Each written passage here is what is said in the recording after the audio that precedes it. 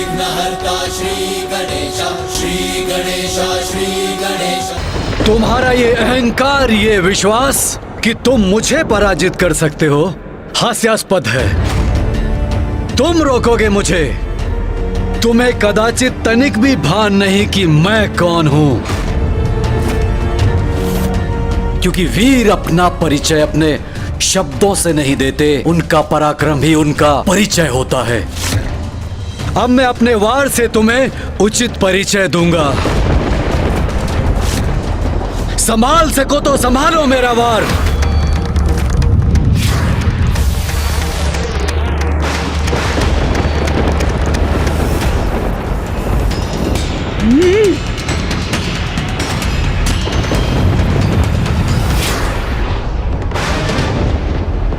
नहीं गणेश, हमारे इस युद्ध में प्रथम वार तुम नहीं करोगे। तुमसे पूर्व मैं तुम पर आक्रमण करूंगा।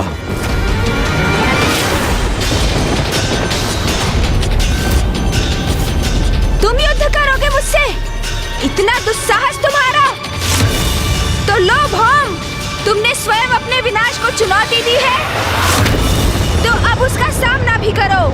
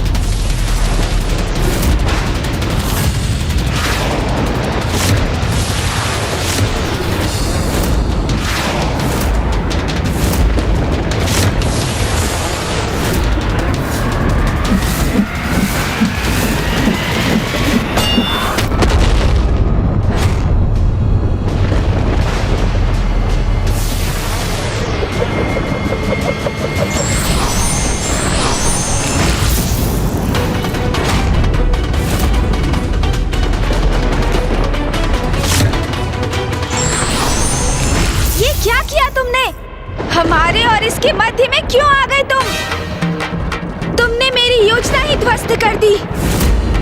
अन्यथा मैं अब तक इस अहंकारी भौम का अंत कर चुका होता। तुम्हें ज्ञात नहीं तुम ये क्या करने जा रहे थे? मैंने तुम्हें समझाया था ना, अपने क्रोध पर नियंत्रण रखना। कैसे रखूं अपने क्रोध पर नियंत्रण, जब मेरे क्रोध का स्रोत ये भौम मेरे समक्ष है? इसे नष्ट कर मैं अपने क्रोध को सदैव के लिए समूल मिटा देना चाहता हूँ। यदि कोई क्रोधित है इसलिए उसका नाश कर दो, ये उचित तो नहीं, और भौम के क्रोधित होने का एक कारण है जो मुझे ज्ञात हो गया है और तुम्हें भी ज्ञात करना चाहिए। तब तुम उसके क्रोध के मूल कारण को समझोगे। नहीं समझना, मुझे कुछ नहीं समझना। इस भौम को उचित पाठ सिखाने से अब मुझे कोई नहीं रोक सकता। गणेश, तुम अपने स्वभाव के अनुरूप व्यवहार नहीं कर रहे हो। भौम की उग्र ऊर्जा से प्रभावित हो तुम, इसलिए क्रोध में अपना आपा खो रहे हो। हाँ, वही उग्र ऊर्जा जिसे लौटाना अस्वीकार किया है इसने। अब हटो मेरे मार्ग से। इसकी उग्र ऊर्जा का उचित प्रयोग करना है मुझे, अंत करना है इसका मुझे। तुम कौन होते हो मेरा अंत करने वाले गणेश? भौम, आप कुछ क्षणों के लिए शांत रहेंगे? क्या आप ये देखने में सक्षम नहीं मैं स्वयं को ही शांत करने का प्रयास कर रहा हूँ और आप अपने उग्र शब्दों से अग्नि में घृत का कार्य कर रहे हैं? अच्छा, तो अब तुम इसकी ओर से बोल रहे हो और मेरे ही विरुद्ध हो गए हो। गणेश, मुझे सुनो, शांत हो जाओ। यहाँ किसी युद्ध अथवा रक्तपात की कोई आवश्यकता नहीं है। तुम्हें आवश्यकता हो ना हो, मुझे आवश्यकता है। मैं इस युद्ध के कारण को अभी समाप्त कर देता हूँ।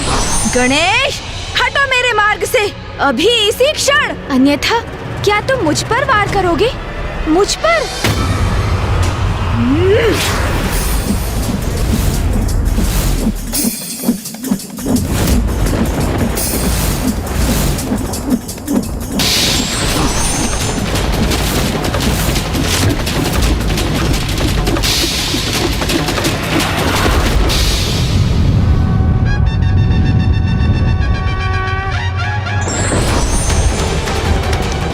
यदि भैया यहाँ होते तो तुम्हें मुझ पर वार करने के लिए बहुत कठोर दंड देते।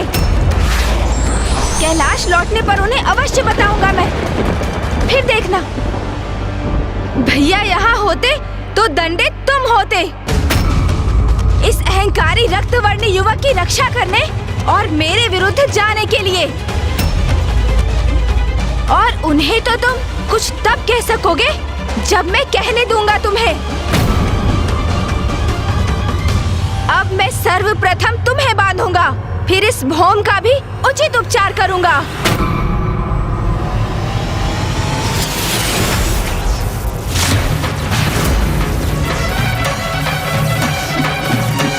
स्थिति तो नियंत्रण के बाहर जा रही है और ये सब भौम के उग्र धूम्र के कारण हो रहा है, जो गणेश अर्थात मेरे उग्र स्वरूप के ऊपर मंडराकर उसे और भी आवेशित कर रहा है। उसको इस धूम्र के प्रभाव से रिक्त करना होगा मुझे, और तब मैं उसे भौम का वास्तविक परिचय दूंगा। किंतु ये तभी संभव हो पाएगा जब मैं भौम को किसी प्रकार शांत कर उनके प्रभाव को रोक सकूं।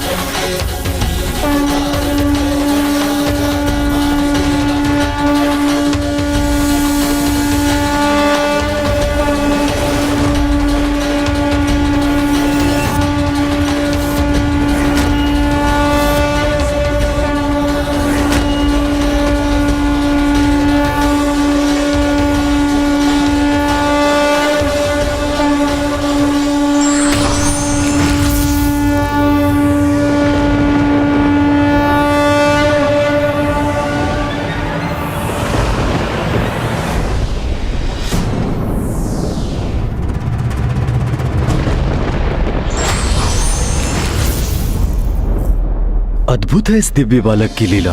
कितनी सरलता से इसने न केवल मुझे अपितु अपने क्रोधी प्रतिरूप को भी शांत करा दिया। इसकी उपस्थिति मुझे चिर शांति का आभास करा रही है। न मन में क्रोध और न कोई ईर्ष्या का भाव ही उत्पन्न हो रहा है। अब कहो, अब क्रोध शांत हुआ तुम्हारा? सत्य है, क्रोध में क्रोधी व्यक्ति स्वयं का ही नाश करने पर आतुर हो जाता है। मैं क्रोधवश कितना बड़ा अनर्थ करने जा रहा था। एक बार पुनः मैंने अपने क्रोध को इतना बढ़ने दिया, और जिसका दुख है मुझे। किंतु ये मैं अभी भी नहीं समझ सका कि तुम इस भौम की इतनी रक्षा क्यों कर रहे हो। जब मैं तुम्हें वो दृश्य दिखाऊंगा जो मैं देख चुका हूँ, तो इसका कारण तुम भी स्वतः ही समझ जाओगे।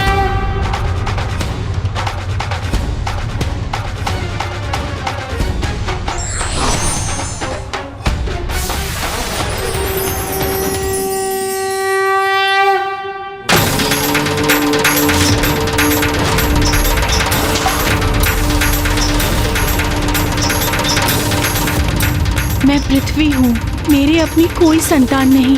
आपके श्वेत की जो खून मुझ पर गिरी, उसने इस बालक का रूप ले लिया। महादेव, आप उसे मेरे पुत्र के रूप में भेंट दे दीजिए। आज से तुम्हारा पुत्र कहलाएगा और तुम्हारे नाम से जुड़कर इसका नाम होगा भौम। भौम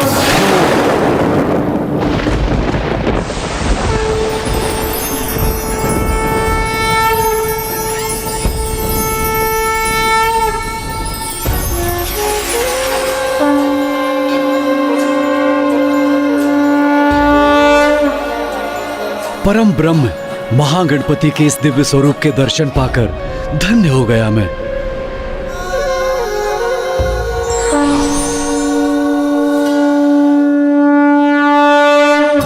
प्रणाम गणेश जी।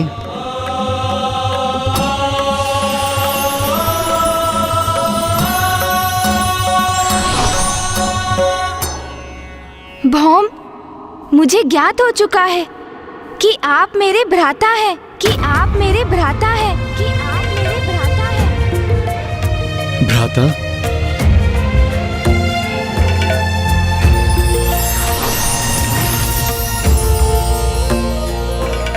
भौम, आपने मुझे पूर्व में ही क्यों नहीं बता दिया कि आप पिताश्री के ही पुत्र हैं, मेरे भ्राता हैं।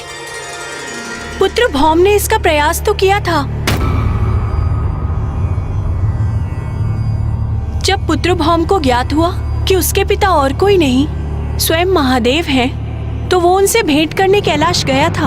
आप कैलाश आए थे, किंतु कब? आपके जन्म दिवस पर जब कैलाश में आपका जन्मोत्सव मनाया जा रहा था, तब मैंने कैलाश में प्रवेश करने का प्रयास किया था, किंतु महादेव के 2 गणों ने मुझे वहां प्रवेश द्वार पर ही रोक दिया। मेरा बहुत अपमान किया और मुझे वापस लौटने को कहा। उसी दिवस से भौम इस आशा में तपस्या कर रहा है कि महादेव उससे प्रसन्न होंगे, उसे दर्शन देंगे और अपने पुत्र के रूप में स्वीकार करेंगे। आपको कैलाश से अपमानित होकर लौटना पड़ा। ओह, तभी आपको मुझसे इतनी ईर्ष्या, इतना द्वेष है, और इसलिए मुझे आपकी ये उग्र ऊर्जा निरंतर प्रभावित कर रही है, क्योंकि आपकी उग्रता का लक्ष्य तो मैं ही हूँ ना।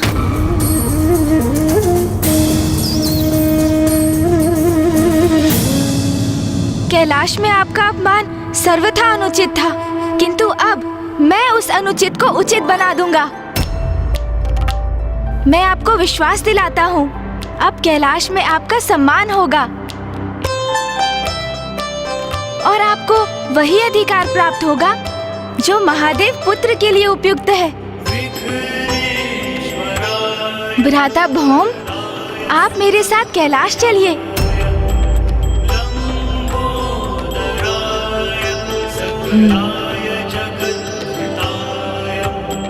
गणेश जी, मैं आपके साथ सहर्ष कैलाश चलूंगा, किंतु मेरा एक अनुरोध है।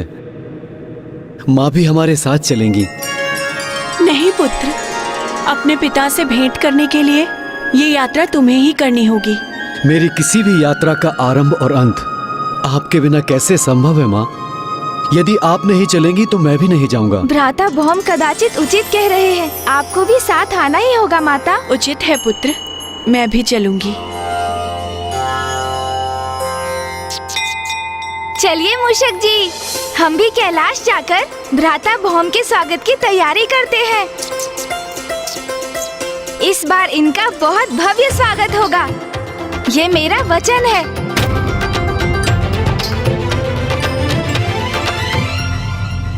अरे अरे, और थोड़ा ऊपर, जिससे दूर से भी ये सजावट स्पष्ट दिखाई दे। हाँ, अब उत्तम है, बहुत सुंदर प्रतीत हो रहा है अब। पुत्र गणेश,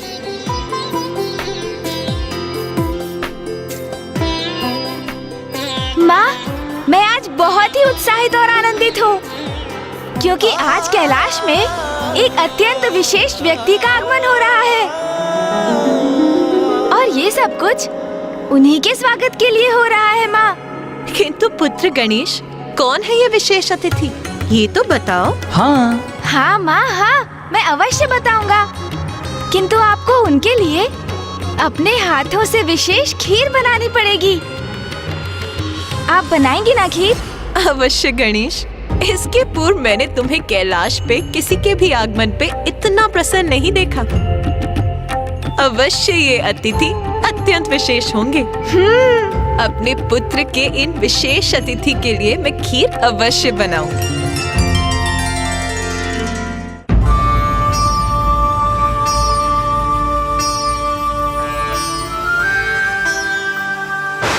कहां से, कैसे कैसे बड़े बड़े भ्रम पालकर यहाँ पहुंच जाते हैं मूर्ख अज्ञानी। कभी कभी दर्पण में मुख देखा है अपना? चलो प्रस्थान करो यहाँ से। पुत्र भौम, माँ, मुझे चिंता हो रही है। मैं व्याकुल हो रहा हूँ कि कहीं माता पार्वती और पिता महादेव ने मुझे स्वीकार नहीं किया तो? ऐसा संदेह भी मन में क्यों ला रहे हो पुत्र भौम? देखो, मार्ग कैसे पुष्पों से सज्जित है। इस मुख्य द्वार पर ये तोरण देखो, इसका अर्थ है गणेश जी ने महादेव और माता पार्वती से तुम्हारी चर्चा अवश्य की होगी, जिसके परिणाम स्वरूप संपूर्ण कैलाश तुम्हारे स्वागत की प्रतीक्षा कर रहा है। तो शीघ्रता कीजिए ना माँ, वो आते ही होंगे। मैं यहाँ सब कुछ संभाल लूँगा, आप जाइए। अरे पुत्र, जाती हूँ। किंतु गणेश, ये तो बताओ कि आ कौन रहा है? कुमार कार्तिकेय जी, महादेव के पुत्र आपके और प्रभु के भ्राता आ रहे हैं। आपके भ्राता आ रहे हैं, अर्थात प्रभु महादेव के पुत्र।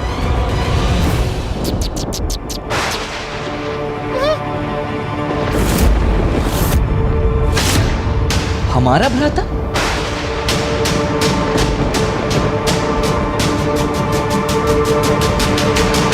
क्या मूषक जी, क्या कहा आपने? माता ऐसे स्वर में क्यों पूछ रही है?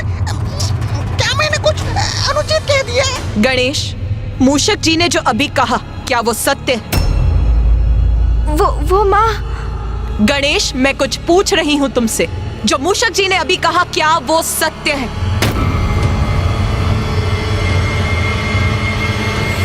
हाँ माँ। गणेश, ये सब क्या है? यदि तुम्हें कुछ ज्ञात था तो वो माँ को पूर्व में बताना चाहिए था ना। यदि माँ को नहीं तो मुझे ही बता देते। अब मुझे बहुत चिंता हो रही है। माँ भी अत्यधिक प्रसन्न नहीं प्रतीत हो रही हैं। और ये क्या कहा तुमने? हमारा एक अन्य भ्राता भी है? ये तुम क्या अनर्गल बातें कर रहे हो गणेश? मेरा केवल एक ही अनुज है और वो तुम हो। मेरा कोई दूसरा अन्य भ्राता हो ही नहीं सकता, कदापि नहीं।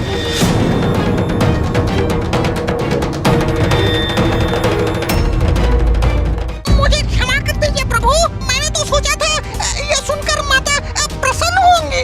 ये मुझसे कैसे भूल हो गई प्रभु? स्वयं को दोष मत दीजिए मूषक जी। आपने जो कहा आपके उत्साह में आपके मुख से निकल गया। किंतु चिंता मत कीजिए मूषक जी। माँ जब भ्राता भौम से मिलेंगी तो उन्हें शेष प्रश्नों के उत्तर भी मिल जाएंगे। किंतु अब ये ध्यान रखना है कि भ्राता भौम के कैलाश में प्रवेश के पूर्व मध्य में ही कोई व्यवधान न उत्पन्न हो जाए। स्वामी।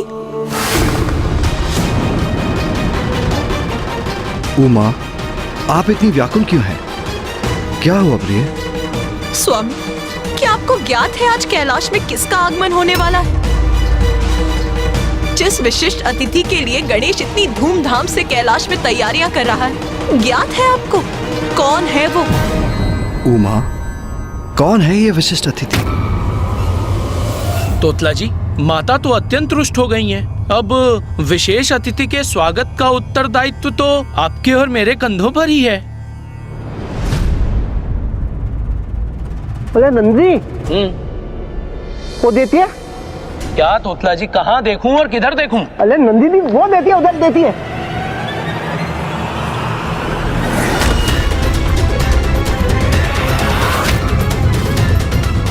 मैं भौम महादेव पुत्र हूँ। उनसे भेंट करने आया हूँ। ये तो वही है जो गणेश जी के जन्म दिवस पर आया था। और आज जब कैलाश विशेष अतिथि के आने की तैयारी कर रहा है तो यह यहाँ पुनः कोई नया व्यवधान डालने आ गया। ये दोनों तो वही गण हैं जिन्होंने मेरा अपमान किया था। नाम के आगे भी कोई परिचय है तुम्हारा? कैलाश जैसे पवित्र स्थान पर असत्य को सत्य कहने की धृष्टता करते हुए लज्जा नहीं आती तुम्हें? तुम यहाँ से जाते हो, अन्यथा मैं तुम्हें यहाँ से जाने के लिए विवश करूं।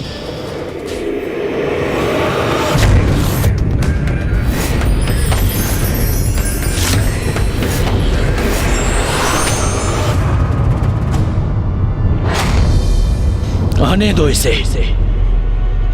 पिछली बार यूं ही जाने दिया था, किंतु इस बार अवश्य दंडित करेंगे। मुझे तो प्रतीत होता है ये तेलाब पे अवत्य तो अशांति उत्पन्न करने आया है। ये कौन होता है कैलाश में अशांति उत्पन्न करने वाला? आज भी कितने क्रोध का भाव है इनके मुख पर। नहीं, यदि माँ की उपस्थिति में इन्होंने मेरा अपमान करने का दुस्साहस किया तो मैं इन्हें क्षमा नहीं करूंगा। अंत ही कर दूंगा इन दोनों का। विश्वास रखो पुत्र, इस बार तुम्हें कोई अपमानित नहीं करेगा। यहाँ जो होगा वो पुत्र गणेश के वचनानुसार ही होगा।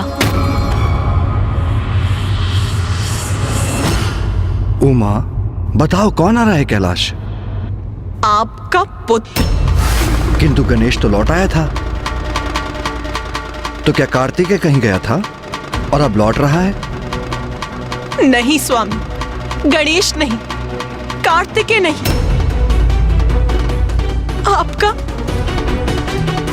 आपका एक अन्य पुत्र। उमा, ये आप क्या कह रही हैं? कौन सा अन्य पुत्र? आपका तृतीय पुत्र आ रहा है आज।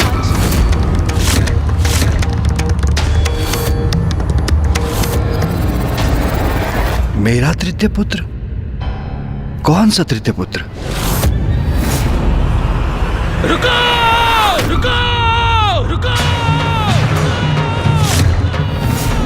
अगर तुमने एक कदम और आगे बढ़ाया तो मैं तुम्हारी हड्डियां तोड़ दूंगा।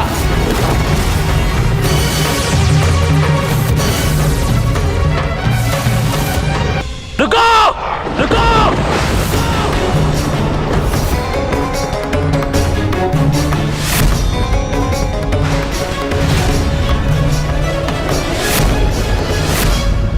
तुम यहां पुनः लौट आए? स्मरण नहीं पूर्व में क्या कहा था तुमसे? स्मरण है, भली भांति स्मरण है, पर इस बार मैं ऐसे नहीं जाऊंगा। इस बार मैं तुम्हें वो पाठ सिखाऊंगा कि जिसका स्मरण कर तुम सारी उद्दंडता भूल जाओगे।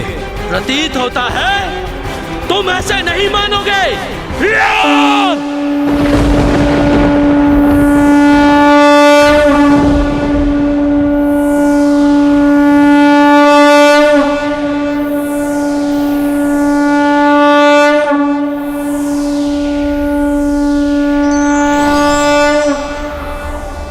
अकस्मात मेरे भीतर ऐसा क्या हुआ जिसके कारण मैं इतना तीव्र और आवेशित हो उठा?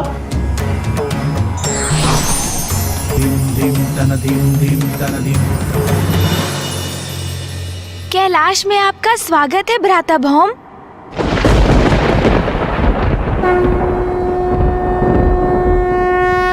भ्राता भौम अर्थात ये महादेव के तृतीय पुत्र और गणेश जी के विशेष अतिथि हैं। मैं भौम महादेव पुत्र हूँ। कहां से, कैसे कैसे बड़े बड़े भ्रम पाल कर यहाँ पहुंच जाते हैं मूर्ख अज्ञानी और कहते हैं महादेव पुत्र भौम है। जब पुनः आओगे तो अपना महत्व बढ़ाने के लिए शिव पुत्र हूँ ये मत कहना।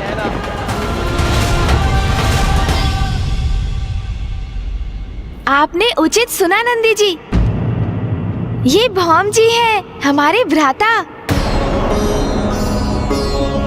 अब आप इनका स्वागत उसी प्रकार से कीजिए नंदी जी, जैसे आप मेरा और भैया का कैलाश लौटने पर करते हैं।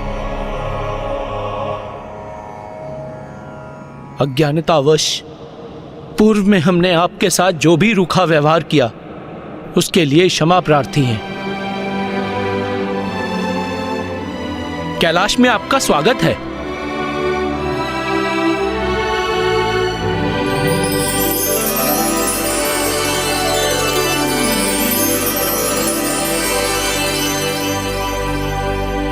भ्राता भौम, अब माँ और पिताश्री से आपकी भेंट होगी। देखिएगा, आपको देखकर माँ अत्यंत आनंदित हो उठेंगी। मैं इस बात से बिल्कुल भी प्रसन्न नहीं हूँ नाथ। उमा, आप क्या कह रही हैं? ये मैं समझने में असमर्थ हूँ। गणेश और कार्तिकेय का एक और भ्राता आ रहा है आज, और कुछ ही समय में वो यहाँ पहुँचने भी वाला है। अब आप ही बताइए नाथ, ये सुनकर कैसा प्रतीत होना चाहिए मुझे? तो उस युवक से क्या कहूंगी? आप ही बताइए। जगत जननी हूँ मैं, आदि शक्ति हूँ, किंतु एक पत्नी भी हूँ, और मेरे स्वामी का एक और पुत्र है जिसका मुझे कोई ज्ञान नहीं। ये सूचना अचानक प्राप्त कर क्या मेरा विचलित होना अनुचित है? माँ,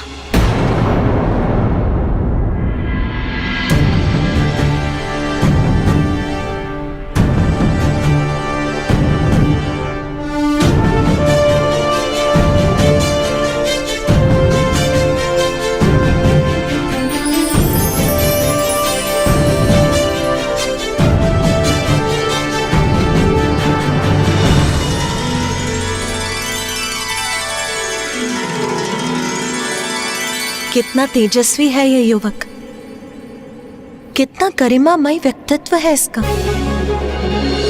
कैसी असाधारण सकारात्मक ऊर्जा का स्वामी है ये।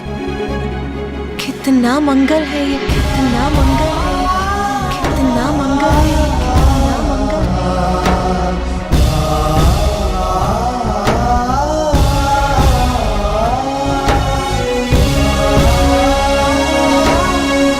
माँ, यही तो है भैया भौम। हाँ माँ, ये हमारे भ्राता है।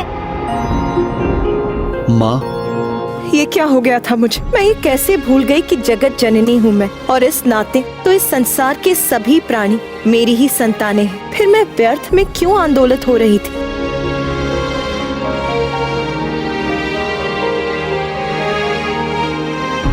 पुत्र भूम, उठो पुत्र।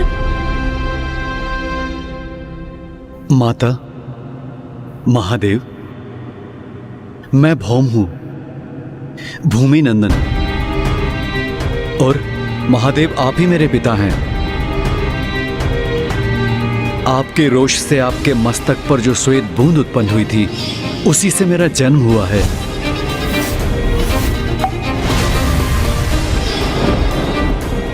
और कदाचित मेरे भीतर से अंगार रूप क्रोध प्रस्फुटित होता है, और इसीलिए मैं अंगारक के नाम से भी जाना जाता हूं, और इसीलिए मैं अंगारक के नाम से भी जाना जाता हूं। देवी पार्वती, मेरी कोई संतान नहीं थी, तो महादेव ने मुझ पर कृपा कर भौम को मुझे दे दिया। और माँ, मेरे जन्म दिवस पर भैया भौम कैलाश भी आए थे, किंतु कुछ गण ने उन्हें अपमानित कर कैलाश द्वार से ही लौटा दिया था। उन्हें भीतर नहीं आने दिया था माँ।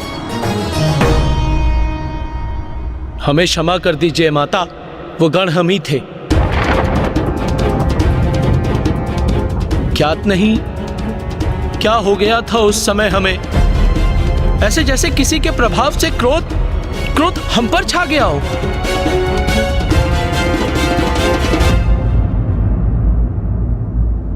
आप उचित कह रहे हैं नंदी जी, आपसे कोई भूल नहीं हुई। आपने वैसा व्यवहार मेरी उग्र ऊर्जा से प्रभावित होकर किया। माता, मुझे क्षमा कर दीजिए, मेरी उग्र ऊर्जा गणेश जी को भी प्रभावित करती रही।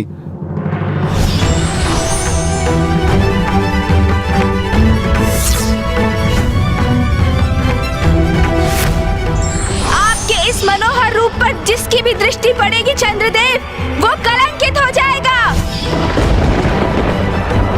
मुझे चंद्रदेव को शाप देने का कोई पछतावा नहीं है पिताश्री।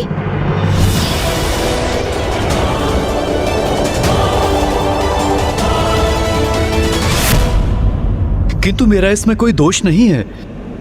ये ऊर्जा तो स्वतः ही मेरे शरीर से उत्पन्न होती रहती है, और इसी ऊर्जा के कारण सदैव मेरी उपेक्षा होती है। उपेक्षा? और तुम्हारी? पुत्र, किसमें इतना साहस है कि वो तुम्हारी उपेक्षा करे? तुम्हें तो देखकर ही मेरे हृदय में सकारात्मक ऊर्जा का प्रवाह हुआ था, इसीलिए मैंने तुम्हें मंगल नाम से पुकारा। और आज से अभी से तुम सभी के द्वारा मंगल नाम से संबोधित किए जाओगे।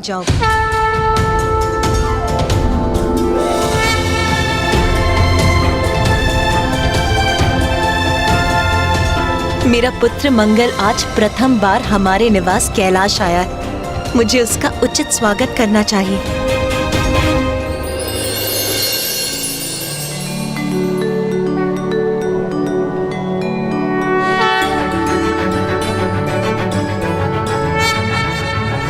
ॐ धरणी गर्भ सम्भूतं विद्युत्कान्ति समप्रभम् कुमारं शक्तिहस्तं च मंगलम प्रणमाम्यहम्। आयुष्मान भव पुत्र।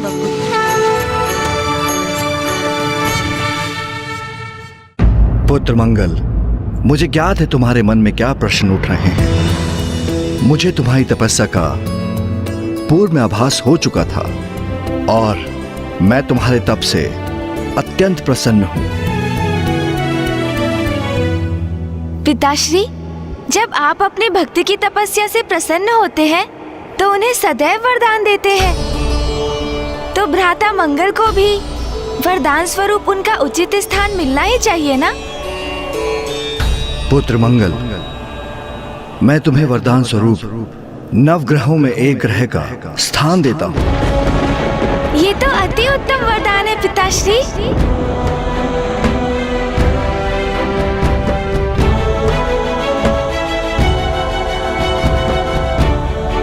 पुत्र मंगल, तुम चिंता मत करो, तुम्हारा स्थान तुम्हारी मां के साथ ही होगा। नवग्रहों में तुम अपनी मां देवी पृथ्वी के साथ ही रहोगे।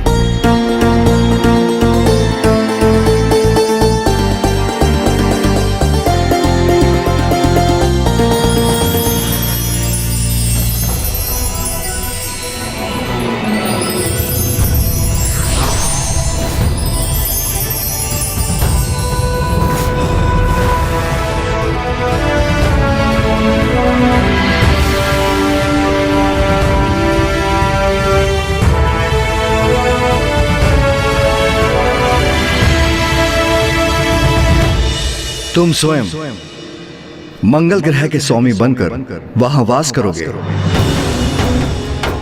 ताकि पृथ्वी का जनजीवन तुम्हारी ऊर्जा से कुछ ही दूरी पर रह सके। सप्ताह के तृतीय दिवस का नाम तुम्हारे नाम पर आधारित होगा और उसे मंगलवार पुकारा जाएगा।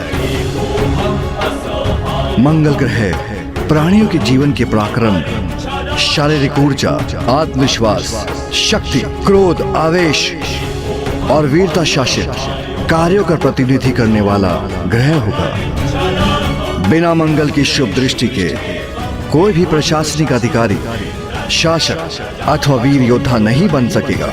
तुम्हारा रत्न मूंगा होगा।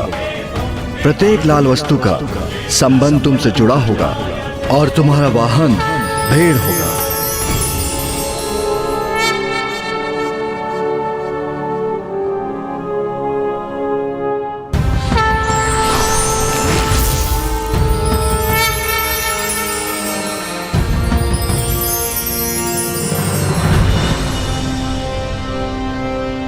पिताश्री, आपने मुझे स्वीकार कर इतना उच्च स्थान प्रदान कर कृतार्थ कर दिया, किंतु क्या मुझे आपसे एक प्रश्न पूछने की अनुमति है? हाँ पुत्र, अवश्य।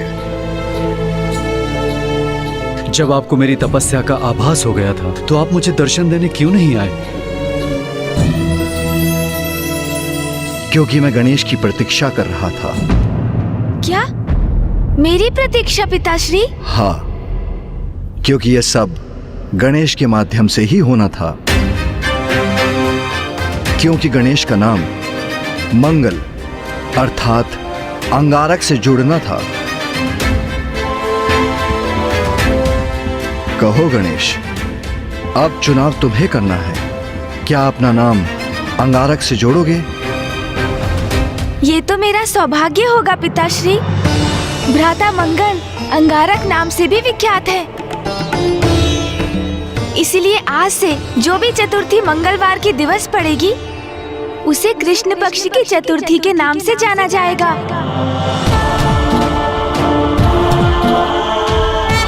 और अंगारक चतुर्थी का व्रत करने वाले को वर्ष भर की चतुर्थी का फल एक साथ प्राप्त होगा।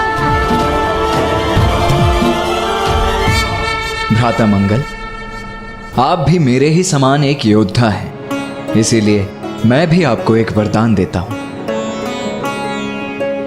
आज से आपका वार मेरा वार होगा।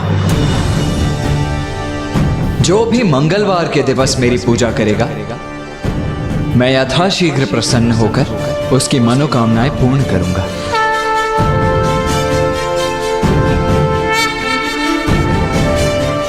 और पिताश्री के कथनानुसार मैं आपको आपका वाहन भी प्रदान करता हूं।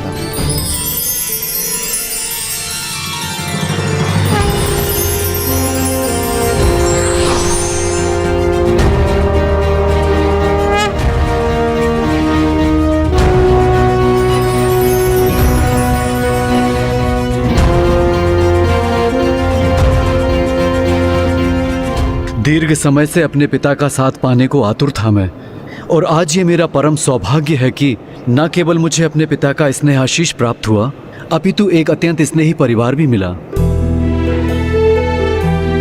और ये सब आपके कारण हुआ है गणेश जी। मैं आपसे इतनी ईर्ष्या करता था कि आपसे युद्ध करना चाहता था, किंतु आपने मुझे इतना सब प्रदान कर कृतार्थ कर दिया।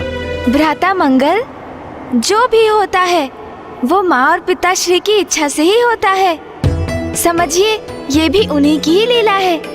अब आप जाकर अपने दायित्व का कार्यभार संभालिए भ्राता।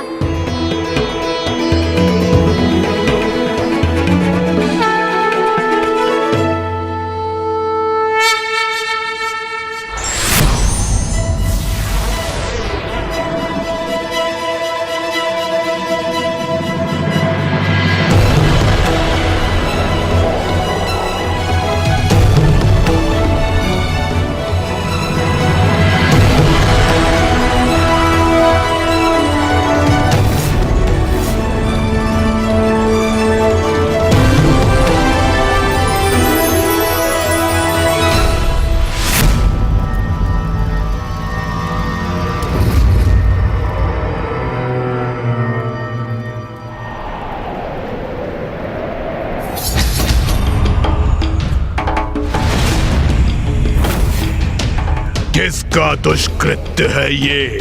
किसने किया है ये भयंकर अपराध? महाराज ज्ञानरी, ये गणेश ने किया है। महादेव पुत्र गणेश। गणेश गणेश गणेश गणेश गणेश गणेश।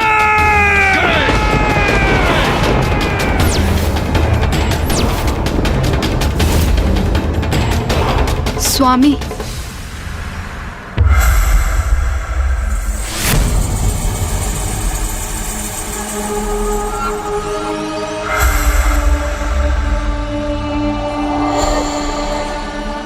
देखो दकिनी, कितनी निर्ममता से मेरे पिता का वध किया है उस गणेश ने। अब मैं उसे नहीं छोड़ूंगा जिसने मेरे पिता को मुझसे छीना है। तब उस गणेश को उसके पिता से छीनकर मैं उसे दूर कर दूंगा।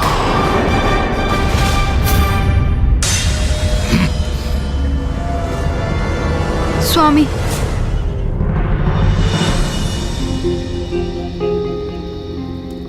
आपके पुत्र का जन्म होने वाला है। मैं चाहती हूँ कि तब तक आप मेरे साथ रहें। अपने पुत्र के जन्म के पश्चात आप अपना प्रतिशोध लेने अवश्य चले जाइएगा।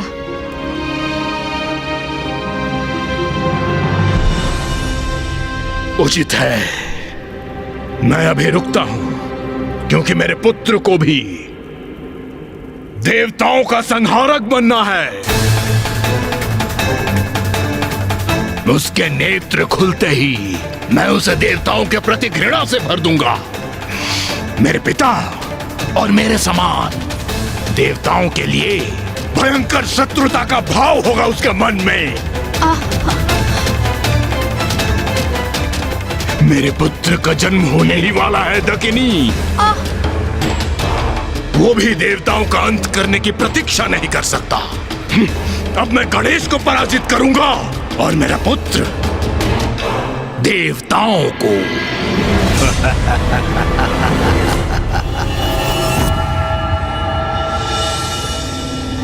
अनुज गणेश, तुमने भ्राता मंगल के साथ सर्वथा उचित किया। वो बहुत ही सौभाग्यशाली होते हैं जिन्हें पिता का स्नेह प्राप्त होता है, और तुमने भ्राता मंगल को पिताश्री से मिलाने का महान कार्य किया है। इसके लिए मुझे तुम पर गर्व है अनुज।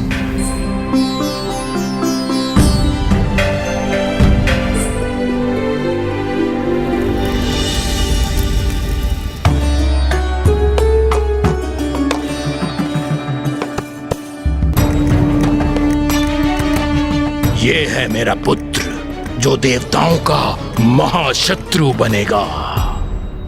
अपने पुत्र को नाम दीजिए स्वामी। ये मेरा पुत्र है, दुर्बुद्धि पौत्र। जानरी का पुत्र जो मेरी और मेरे परिवार की परंपरा का उत्तराधिकारी बनेगा, जो देवताओं के प्रति हमारी शत्रुता का उत्तराधिकारी बनेगा। ये मेरा पुत्र है, सुबोध सुबोध सुबोध सुबोध सुबोध। मेरी अनुपस्थिति में हमारे पुत्र की उचित देखरेख करना, क्योंकि अब मेरे प्रस्थान का समय आ गया है।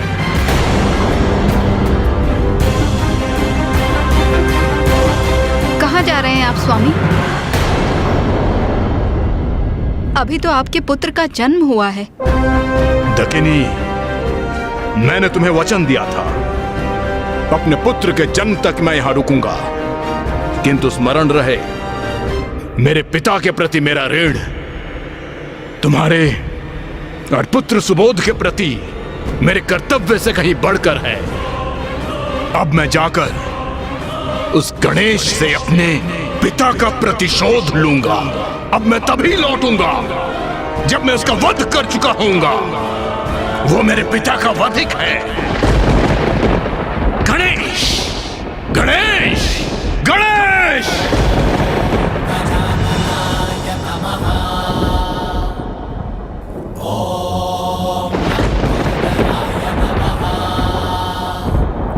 ये क्या हुआ अभी? क्या मेरे पुत्र सुबोध ने गणेश का नाम सुन उसके सम्मान में अपने हाथ जोड़ लिए? नहीं, गणेश के प्रति इसकी आस्था कदापि नहीं हो सकती।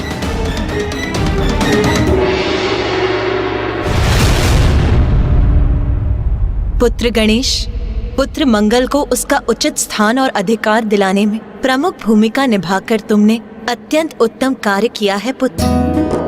तुमने न केवल एक पुत्र को अपने पिता से मिलवाया, अपितु तुमने ये भी सुनिश्चित किया कि मंगल की ऊर्जा संसार के लिए हितकर होगी।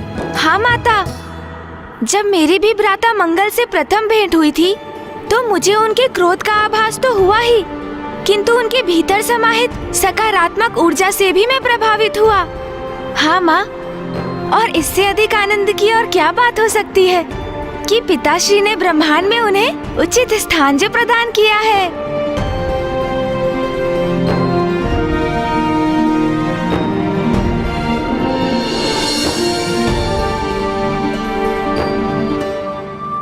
एक पिता के लिए इससे अधिक संतोष की क्या बात हो सकती है कि संसार में उसके पुत्र को उपयुक्त स्थान प्राप्त करने के साथ यथोचित मान सम्मान भी प्राप्त हो। मुझे अपने सभी पुत्रों पर गर्व है। स्वामी, यदि अभी आपके और भी पुत्र शेष हैं जिनसे मैं अनभिज्ञ हूँ, तो उनका परिचय भी दे ही दीजिए। उमा, मैं तो जगत पिता हूं। संपूर्ण जगत के सभी जीव मेरी संतान हैं। यदि मैंने अपने असंख्य पुत्रों का परिचय देना आरंभ किया तो उसका अंत ही नहीं होगा, तो मैं ध्यान कैसे करूंगा?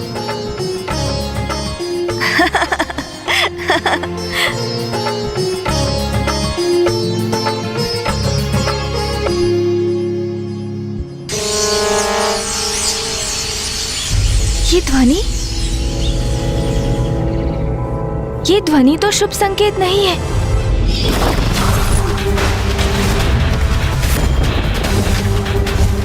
अब मैं जाकर उस गणेश से अपने पिता का प्रतिशोध लूंगा। अब मैं तभी लौटूंगा जब मैं उसका वध कर चुका होऊंगा। मुझे शीघ्र कुछ करना होगा। पिताश्री, माँ, भैया। गणेश, क्या हुआ? तुम अचानक इतने चिंतित क्यों हो गए? भैया, असुर दुर्बुद्धि का पुत्र ज्ञानारी कैलाश आ रहा है मुझसे युद्ध करने।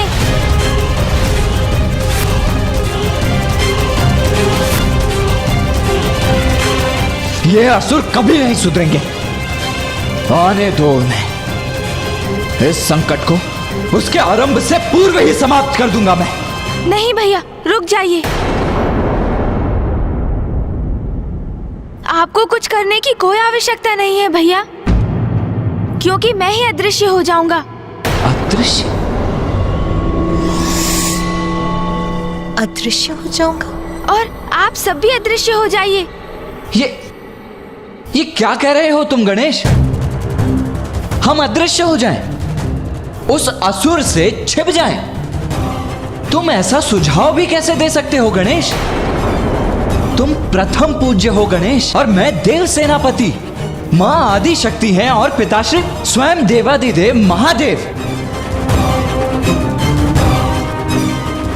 और तुम चाहते हो कि हम उस असुर से भयभीत होकर छिप जाएं? नहीं गणेश, नहीं। पुत्र कार्तिकेय, मैं तुमसे सहमत हूं, किंतु यदि गणेश हमें अदृश्य होने का सुझाव दे रहा है तो उसके पीछे उसकी अवश्य कोई लीला होगी। उसकी कुशाग्र बुद्धि से उत्पन्न उसकी कोई योजना होगी, क्योंकि पुत्र गणेश अधर्मियों से युद्ध करने से पीछे हटने वालों में से तो कदापि नहीं।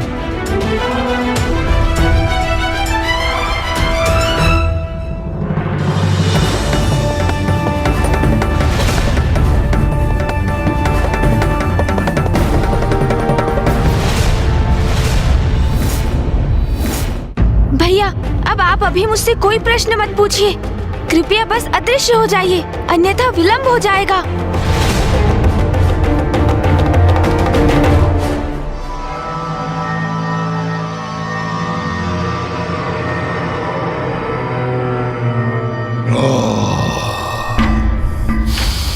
तो ये है गणेश का निवास स्थान। कहाँ हो गणेश? बाहर आओ।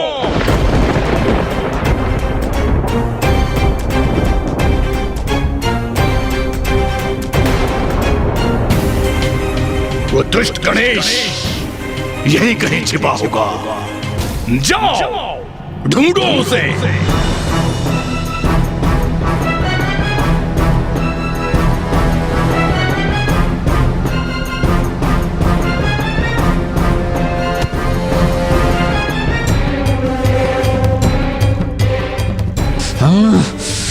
हम सभी अदृश्य तो हो गए हैं, किंतु यदि भैया का क्रोध जागृत हुआ तो ज्ञानारी का अंत तो होगा ही। उसके साथ साथ मेरी योजना भी विफल हो जाएगी।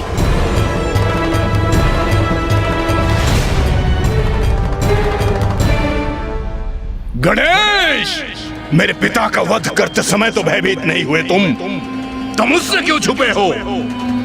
बाहर निकलो गणेश और सामना करो अपने काल का।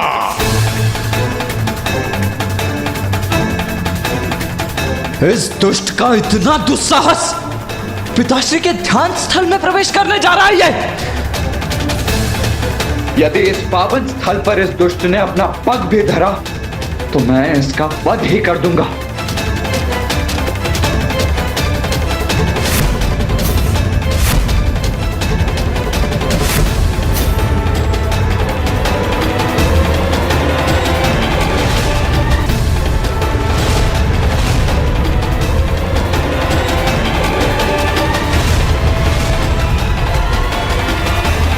महाराज,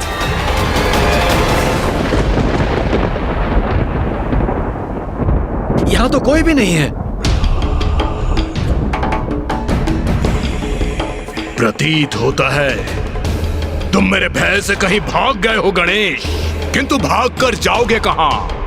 संसार के किसी भी कोने में छुपे होगे, वहीं से ढूंढ के लाऊंगा तुम्हें।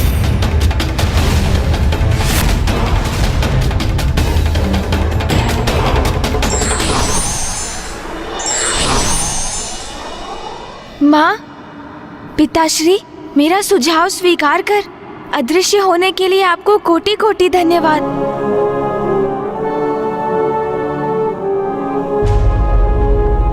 भैया, रुक जाइए भैया, रुक जाइए। स्वामी, पुत्र कार्तिकेय इतने आवेश में क्यों हैं? उमा, कार्तिकेय एक योद्धा है। शत्रु को अपने पराक्रम से पराजित करना उसका धर्म है। शत्रु उसके निवास में प्रवेश कर उसके परिवार के निकट पहुंच चुका था। किंतु कार्तिकेय, गणेश की योजना पालन करने हेतु उस शत्रु को युद्ध के लिए नहीं ललकार सका, उस असुर का वध नहीं कर सका, इसलिए उसका क्रोधित होना तो स्वाभाविक ही है। स्वामी, तो फिर मैं अभी जाकर कार्तिकेय को समझाती हूँ। नहीं उमा,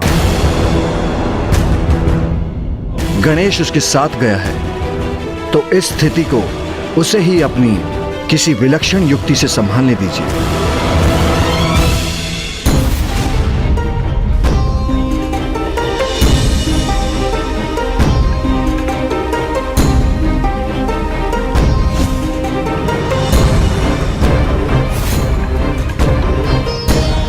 उस दुष्ट दंड ज्ञानारी का अंत करना ही सर्वथा उचित होता।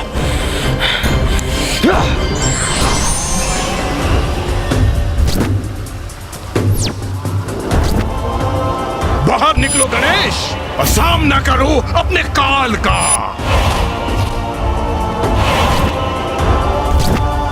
वो दुष्ट गणेश यही कहीं छिपा होगा।